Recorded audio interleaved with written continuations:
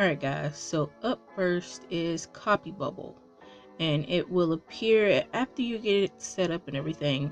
It will appear in the notification bar right there, and with that you can hide it, I believe, or you can close it, and then it'll also appear on your screen over here as like this floating little bubble, and mine is right here. You can put it anywhere that you want to. All you do is you click on it, and as you see this number right here. That's how many things I have copied, and I can also select which ones, or however many I have copied here. I can select which ones I want to copy and paste them somewhere else. Okay, so, and I can also click the home button if I want to go to the app and go inside there to change some settings. So let me give you an example. So let's say you're reading this article and you want to copy and paste something.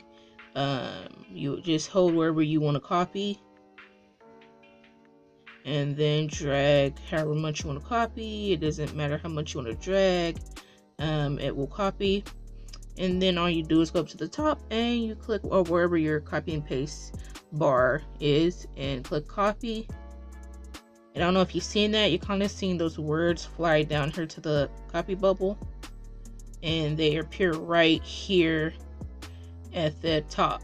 Now it doesn't appear as the same formatting most of the times, but there it is, it appears. And let's say you want to go copy this somewhere else, which is, let's see, let's just go paste this in OneNote.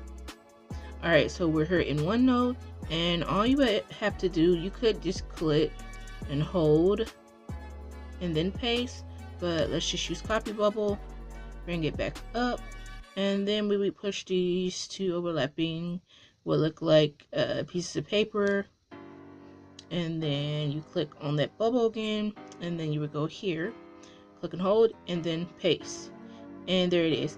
And one cool thing is that it actually formats itself from the actual article rather than the way it looks in the bubble. So that's pretty cool. So that's all Copy Bubble is. You could copy links. I don't think you could do images. I don't think it works like that. Let me go back and check to see if you could do an image. I've never tried it before. Let's see. Let me try an image to see if I could. Let's see, share image. Let's see, share image. And let's see, this Copy Bubble on here.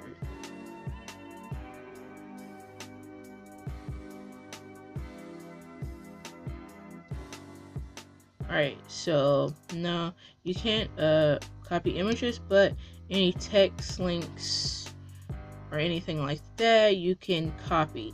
So this is by far one of my favorite productivity apps. Alright guys, so up next is swaps.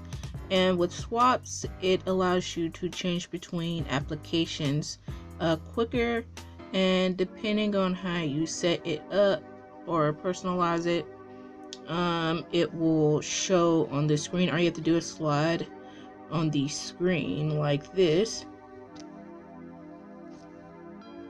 and a list or a list of apps will pop up where you can scroll through. So these are a list of all my apps, and they'll just pop up on the side when you scroll. So it'll allow me to switch between apps quickly. So I'm just gonna click one. Click Chrome, and it will open up.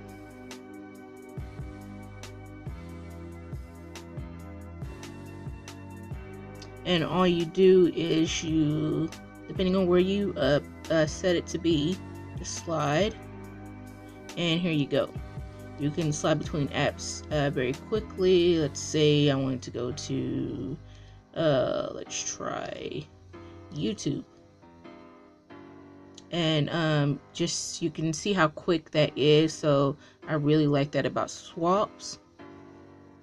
And for settings, swaps has a lot of settings.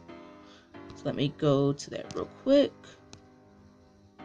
So in here, as you can see, there's nothing on here. You mainly want to pay attention to the top 3 rows. The bottom one are just rate and comment and share on Twitter, news and updates. But in your general settings, you want to make sure that you have swaps enabled.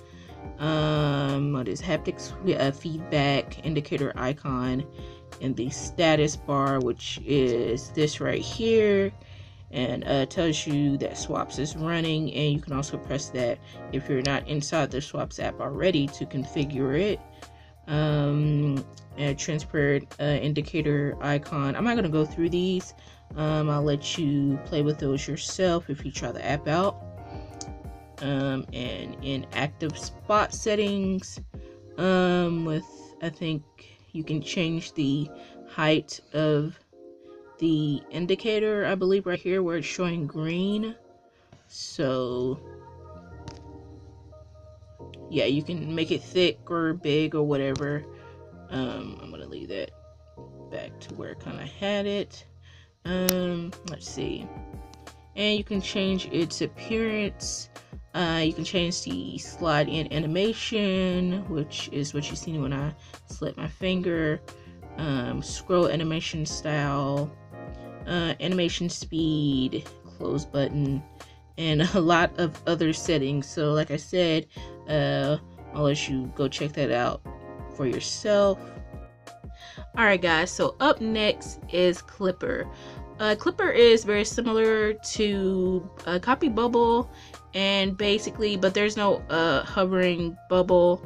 It's just you open the app and it shows a history of items that you have copied or text that you have copied. So as you can see, I have a list of things that I have recently copied, and that's pretty much it. Now this is the free version.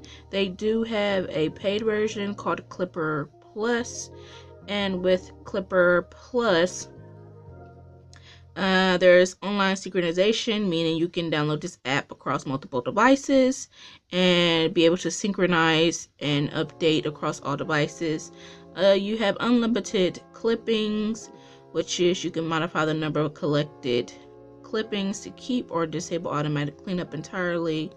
It has dynamic values. Add dynamic values such as date and time to your own clippings.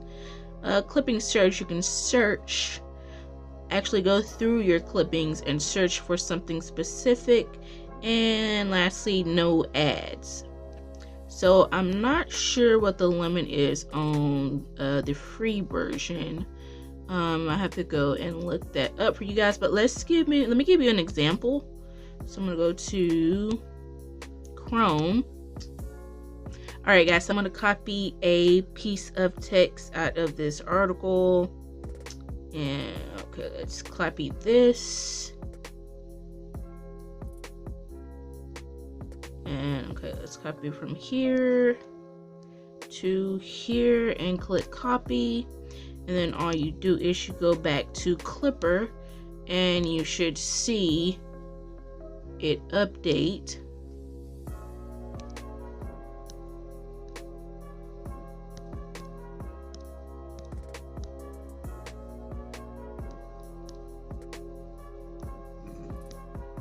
Okay, so okay, here it is guys, never mind. It's not showing up because there are 20 clippings out of 20, so I'm only able to copy 20 clippings. So it means I would have to delete something and then try it again. So I'm gonna go back and try that again.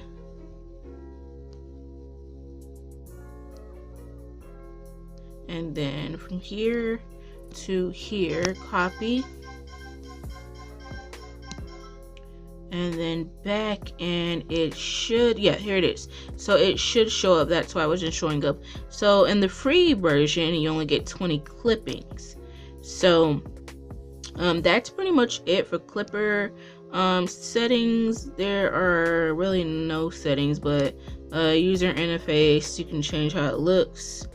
You can go through the light mode, dark mode, font size, click action, let's see, clipboard and clippings, log new clippings, and tutorial if you want to learn how to use it, and notifications, add a permanent notification for accessing Clipper, and so on.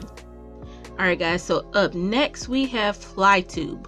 With FlyTube, it allows you to watch YouTube videos in hover mode as you're doing something else like browsing the web or maybe playing a game or something. So what you get when you first go into the app or open the app is you have 4 tabs, and they say top, explore, playlist, and recent. So it shows the list of, I think, music videos. I think these are mostly music, pertaining to music. So music videos. And the next tab is explore. You can actually look for music videos or music through genres. And then the next one is playlist. You can create your own playlists with the videos. And then recent shows your recent videos that you have played or listened to. And you can also go and search for a specific video of a music of an artist and the name of the song. And if you click these 3 overlapping rectangles over here, you can actually make the hovering player, change the size of the hovering player. And you can also import playlists from YouTube. And in settings, nothing much in settings. You can choose to play videos on Wi-Fi only, have them autoplay, or you can choose to just listen to the music only, or search through the music and not the videos, and the size of the pop-up player. And that's pretty much it for FlyTube, I believe. So I'll go ahead and demonstrate that. So I'm gonna just click a video. I'm just gonna go to the recent video that I played, Migos, Cardi B, and Nicki Minaj, Motorsport. Alright, so what you do when it starts playing is you're gonna click this arrow up here inside the box, and it should show as a floating player. And I think this is it. Yeah, here you go. And you can move it. And I think this is the extra large version. Yeah, this is the large player. So let's go to the medium player. And here is the medium player. And then small player. Okay, so and this is the extra small player. I don't really think anybody's gonna have it that small. I like to watch it using the large player, and you can drag this across the screen as you go. So I'm gonna leave it at the bottom. So this will be hovering, so you can get out of this while the video is still playing, as you can see, and you could be watching a video while you are doing something else. So it's kind of running a little, okay, here we go. I was running a little bit, it's a little bit laggy right now, but I have a lot of other things open. But you can go browse or do something else. Alright guys, lastly but not the least, we have PinTasking, and this is another app switching app. And this is inside the app. Before I get to showing you how it works, these are the settings.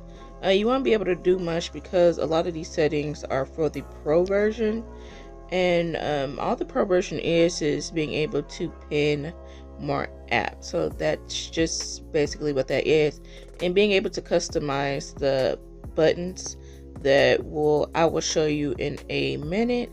But they also have there's a swipe pad. If you enable a swipe pad, I haven't used all these settings. I don't see the need to. Task switching and miscellaneous things, browser extension. I don't use all these, so I'm just gonna go ahead and get straight to showing you how this works. So basically, you can go into a app, and I'm gonna do Chrome, and then swipe down your notification bar and you'll see something that says tap to pin. What you're going to do is click on that, and then whatever app you recently had open, it will go back to that and pin the one that you just pinned. So it pinned Google Chrome. You can see it up here in the top right hand corner. And then what we're going to do is I'm going to go ahead and go to the Google Play Store, and it will stay up there as long as you go to, or while you go to other apps. I'm going to go ahead and go to the Google Play Store, and then see, wait till that pops up. And here's the Google Play Store, and I'm going to pin this app too. Now for the free version, you only get 2 pins, so here they are. So, and then let's go to what other app could we go to? Let's go to Quick Video Recorder. And to get to the other apps, they will switch this is very quick, so they'll switch quickly. So I'm just gonna go back to the Play Store, and there you go. That's basically all it does. You could do a whole lot more with this, but I don't see the need to have all those extra things. I just need something to quickly switch apps, and you can click these little arrows. Basically, they just switch you back to the last app that you came from. And let's see, it's gonna load up. Yes, it just switch you back from the last app that you came from. You see those arrows. Let's go back to Chrome. And that's pretty much it. Now, if you want to get rid of these bubbles, all you have to do is click and hold, start dragging, and these bars will pop up at the top and the bottom. And you can either go to settings, or you could delete them. So we're going to delete them. Just drag them there, and they will disappear. Same as with this, and they will disappear. And that's pretty much it for PinTasking. So I use PinTasking a lot as well, and it is very useful.